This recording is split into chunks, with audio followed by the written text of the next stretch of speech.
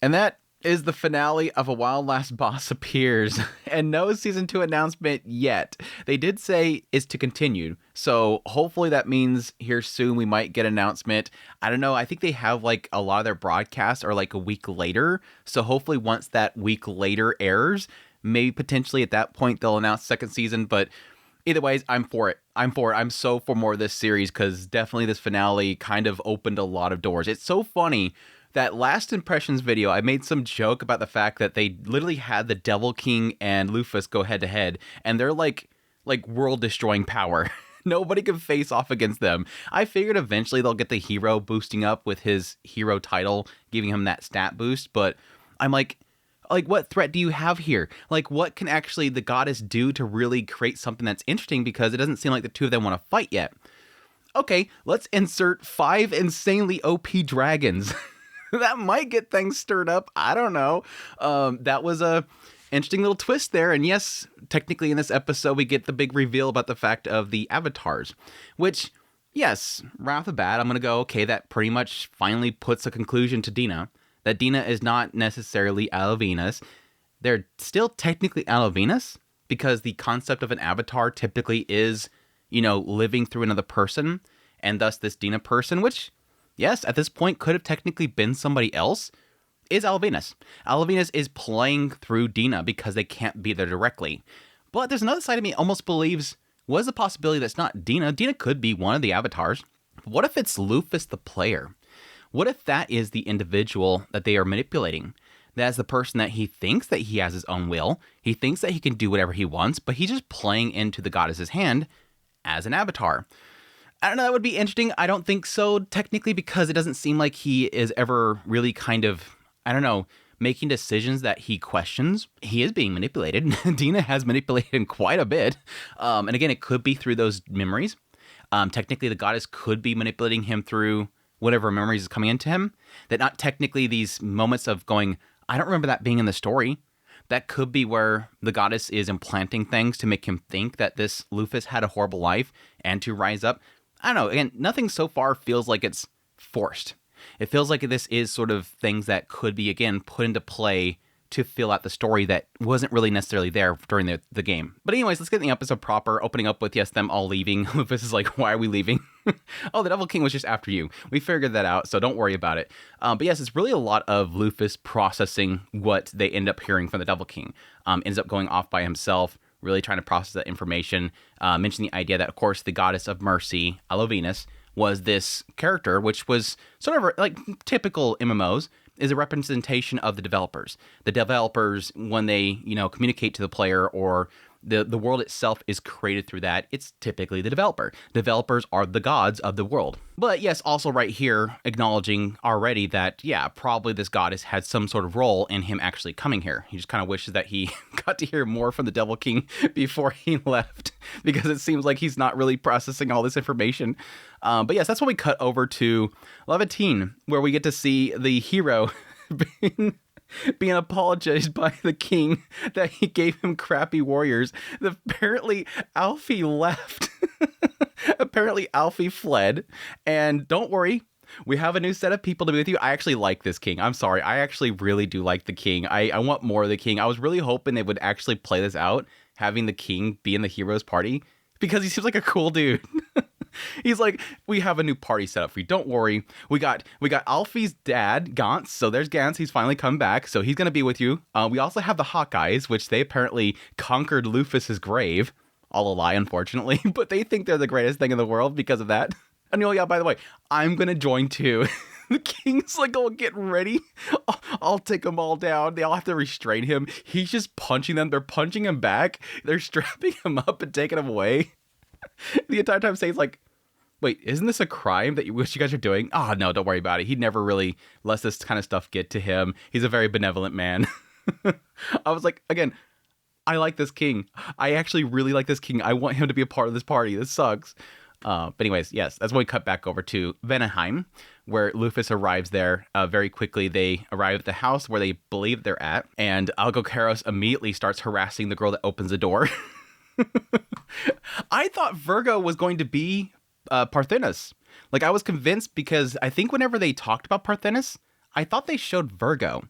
So I assumed that Virgo was going to be Parthnus, and they had wings, so they're going to be heavenly winged, and that they would last this long. But when Lufus said, wait, they're human, they won't last that long, I'm like, well, then that can't be this girl that's in front of them. And then sure enough, she says that her name's Virgo, and I'm like, okay, all right, readjust my brain here.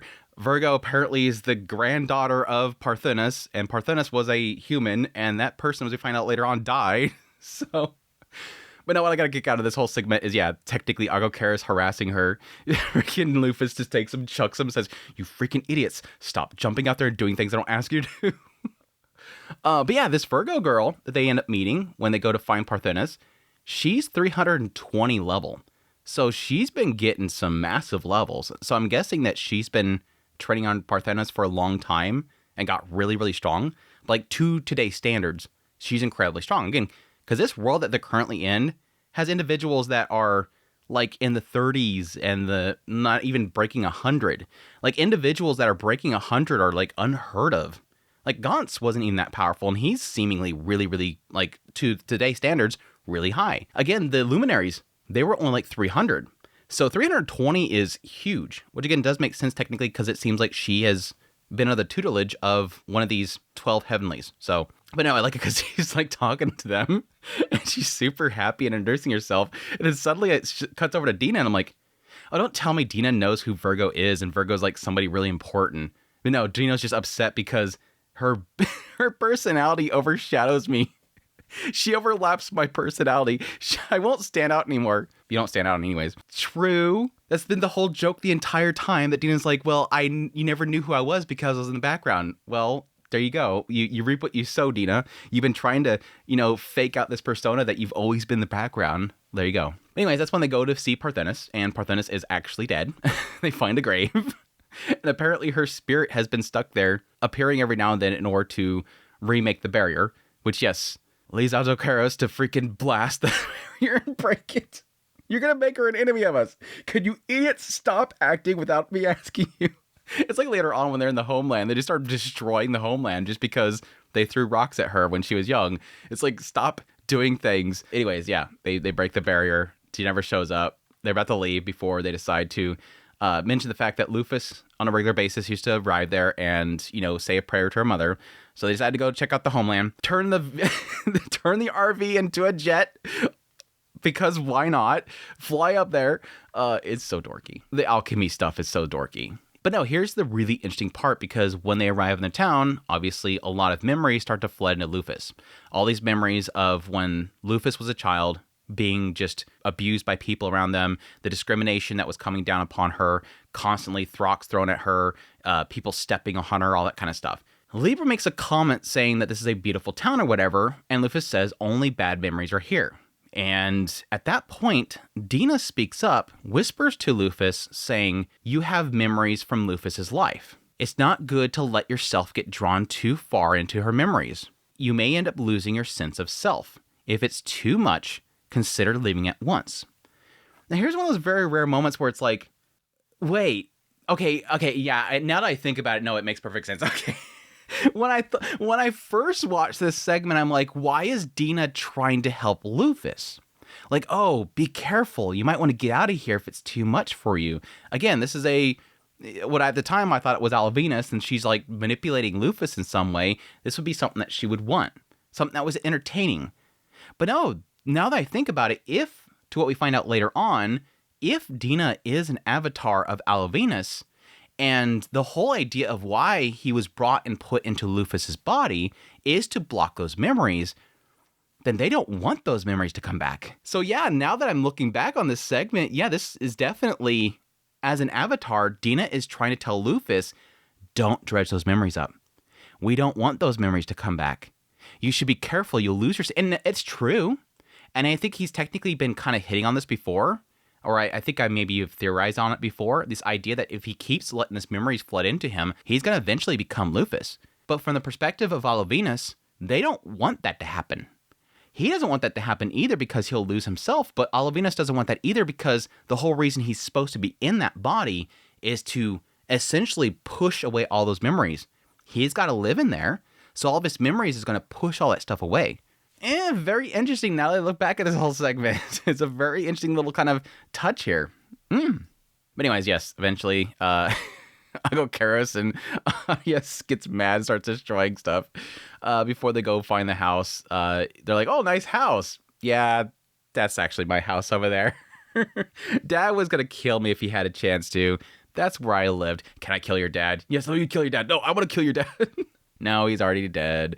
Oh, but that's when Luffy asks all of them if they know about anything about the goddess's scenario. And it turns out not a single one of them know what that is, which obviously is an oddity there because you would assume that if Luffy was trying to do something against this goddess's scenario, the old Luffy must have actually brought that up at some point, and it doesn't seem to be the case. That's when Parthnus shows up. And Parthnus knows what that is. Parthnus finally shows up. So far, the only servant of Luffy that seems to be normal so far. If we can cut to the next season and suddenly they're an absolute failure. But for now, they're very useful lollybaba. But anyways, yes, Luffy says, "Tell me about the goddess scenario." He said, "Sure, but how many of your memories did you lose?" "You knew that?" He said, "Yeah, because before you left, you said, I'll likely be missing my memories after the goddess pulls her cheap trick during my revival." So even the point in which Luffy was going to be eventually resurrected, he knew before he was sealed away that the goddess was going to seal away the memories, which is very interesting. That seemed like a lot of foreshadowing there. Like the old Luffy was seeing way far ahead in this entire thing, which again could play into whatever the scenario is. Now, the scenario so far has only been really played out as sort of this, this is what the goddess wants to do in order to entertain herself. But the scenario could actually be a whole story that for some reason Luffy knows sort of how things are supposed to play out to entertain the goddess. Like the goddess wrote a story, which again could be the novels, could be what the player himself that is now in Luffy was writing. That whole thing is that scenario that the goddess wants to play out, and thus the old Luffy knew what it was. Very interesting. But yes, then Parthnus takes Luffy alone to the goddess's vanguard. One of 5 incredibly OP dragons that, yes, was totally a punch to my face after what I said last episode impression. A level 1000 dragon that has I think it was 10 million HP. I don't remember what Luffy had, but I don't think it was 10 million. Either way, Luffy himself admits there's no way I can beat this thing. And again, technically, he wasn't really even holding up to Arm, and he was level 1000 because, yes, his power is being sealed away. Something is keeping him from being strong, which, yes, technically after this episode, I do kind of theorize, could it potentially not necessarily be his actual stats are limited, but it's just the fact that because Luffy's memories are sealed away, he doesn't know what the full potential of Luffy themselves is. Because again, he mentioned the idea that the old Luffy was more powerful. He should know how much power his character has. This is a character that he played as. It's supposedly a character he created. Why would he know the full potential of his own character?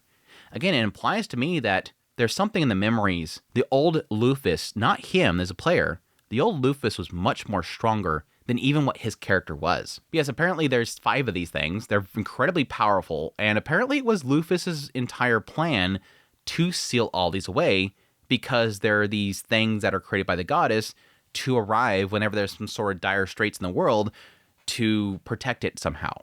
Which, yes, as Luffy points out, and I was kind of thinking initially, I don't think that's really going to be the case. These things would have showed up a long time ago because of what the Devil King's doing, which implies that whatever the Devil King's doing is exactly what the goddess wants. Again, things that are just playing out for their entertainment. The lore of the actual world itself is that these are these 5 things that have never actually been in the game, which, yes, for anyone that's played a MMO, there's a lot of characters like that in the story. Typically, a lot of the prequel story stuff to the MMO itself, the world creators and stuff like that. I played World of Warcraft for the longest time. There was all these world creators and world destroyers that were out there in the lore. Sometimes they would bring them into the game, and they were typically always extremely nerfed, just because how did players defeat things that literally create universes? They always have to massively nerf them in some way. But yeah, this would be like that. The 5 of these things are these things that are controlled by the goddess themselves and aren't actually in the game itself. Well, there you go. And apparently they found 4 of them. Only one of them they haven't been able to find, and it could potentially be on the moon. It's yay, Luffy at some point is going to have to go up to the moon, right?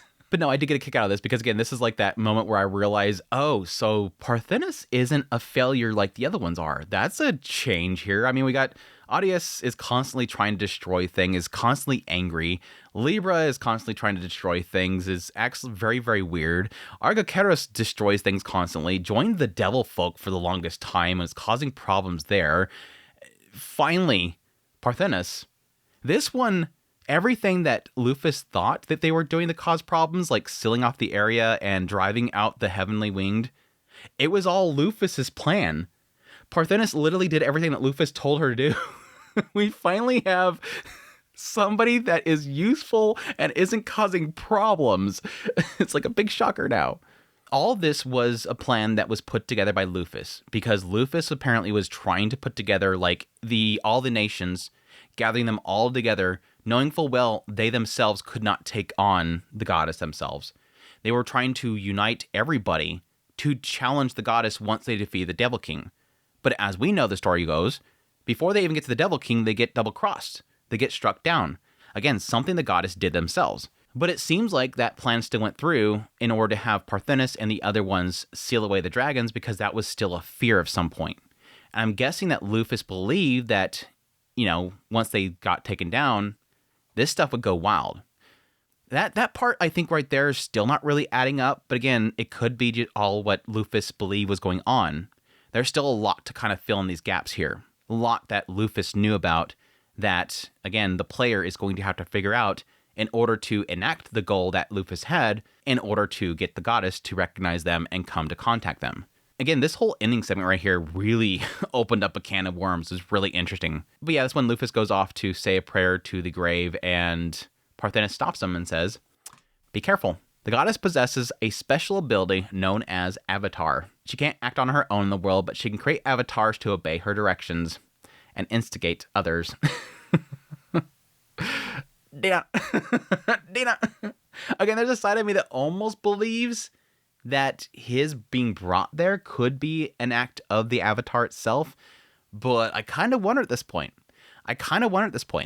But again, that does sort of play into a lot of what Dina said with her little admittance there to Lufus, or the story that she claimed about the idea of being a beta tester, coming to this world, having all these people that they knew in the past. All that does make sense now, because if Dina is an avatar of the goddess knows about this other world that, he was brought from, so she can easily divulge a lot of information to Dina as an avatar that he would understand. So the idea of bringing up photos, the idea of bringing up the game mechanics and the world itself, and a lot of lingo that he is familiar with, beta testers, all that stuff, the developers, that's how Dina would know, because the goddess would know about it and thus can, divulge that to Dina, or through Dina. But yeah, sus Dina, as always, an avatar now. Anyways, this all wraps up with the player of Lufus realizing that the only reason that he's in that world is because it was all an act by the goddess to hinder Lufus themselves. That Lufus was rising up against the goddess and knew that Lufus would come back at some point, and in order to mess up their memories in some way, they decided to essentially summon this player into Lufus's mind. Which, that part right there, it makes sense to me, but at the same time, I think there's probably going to be a lot more to it than just that. It makes sense, the idea of if Lufus is to be resurrected, they will form themselves, and then in being formed, their memories will be formed. And if they were to stick another soul, another person inside of Lufus at that moment, it could prevent those memories from flooding in. So the body's being formed, this player's mind gets stuck in there, and those memories can't quite get in there. But as we're seeing over time, as he's in this world, those memories are slowly seeping into his mind. Again, as what Dina was saying, you got to be careful, because eventually it'll overtake you, but that's also something the goddess doesn't want. But yeah, that seems to be the conclusion he's coming to. I think there's probably going to be a lot more to it than just that, but it's a good pushing point for him. Now he's really devoted to actually fulfilling what Lufus wanted, all in order to actually get the goddess' attention and to be able to ask, why me? Because that's a big question that he has. Why me? Why not somebody that's loyal to her? Why wouldn't they just take Dina and stick Dina inside of Lufus if Dina is a separate person and not entirely just an avatar of Alavinus? It's a good question mark. Why a player from another world? That's a big question mark right there. Why wouldn't they just have somebody in this world put in there? Why wouldn't Alavinus themselves make Lufus an avatar? it does beg the question, why a player from our modern times Japan being put in this world? My conclusion, what I come to conclusion of, is really the theme of what feels like the last 6 episodes. Entertainment. It would be too easy if just somebody that was faithful was put in Lufus. They like the idea of creating some weird scenario here. And this is a person from another world that's pretty good at entertaining me. Shove that in there. Could he figure it out? Could he eventually take upon himself Lufus's goals? Yeah, but it's more fun that way. I think they want the challenge. That's the answer to his question. Why me? Because it's a challenge. But yeah, good ending to it. Pretty much the main character at this point, essentially wanting to become the character themselves. Not for the sake of the world like Lufus did, but I think it's a starting point for that. I think even though he does say that it's not some sort of thing of justice, it's not a thing about protecting the world like Lufus wanted to, it's a counterattack. I'm mad. I'm sick about this whole thing. But it's a starting point for eventually that being what he wants, being that he wants to protect this world as he stays there and gets to know it. But we'll have to wait and see if the series ever gets a sequel. I think it will. I do think it will. Again, I think it did pretty well on some of the charts in Japan. They're already saying to be continued. That usually is a really good sign. Typically, a lot of shows that don't have a sequel, they won't even mention it.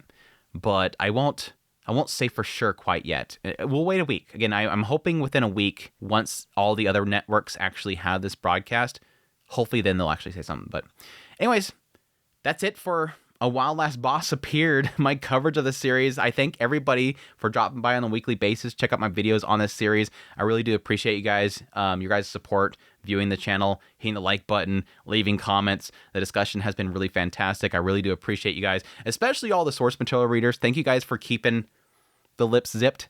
A few people like saying, you're doing crazy, theories. What the hell are you talking about? Some people saying, hey, you're getting damn pretty close. All those comments, while not spoiling, have been absolutely fantastic, and I really do appreciate it. But yes, until season 2, or hopefully some other show that you guys want to check out my videos on, y'all take care.